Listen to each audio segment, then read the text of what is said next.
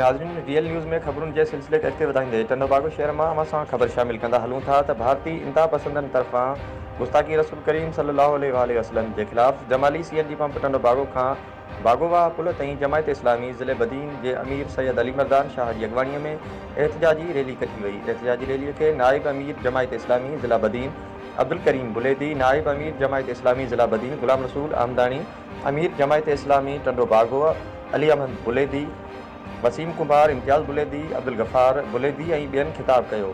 एहतिजाजी रैलीअ में जमायत इस्लामी जे कारकुननि समेत ॿारनि वॾे अंग में शिरकत कई। एहतिजाजी रैलीअ खे ख़िताब कंदे अॻवाननि चयो त ताज़ो भारत में नबी करीम सल्लल्लाहु अलैहि वसल्लम जे शान में गुस्ताखी करे किरोड़े मुसलमाननि जी दिल आज़ारी कई वई आहे। हिननि चयो त असां मुसलमान पंहिंजे आका जी शान में गुस्ताखी कंदड़नि जे ख़िलाफ़ हर वक़्तु मैदान अमल में हूंदासीं। शाहजहान समूह, रियल न्यूज़, टंडोबागो।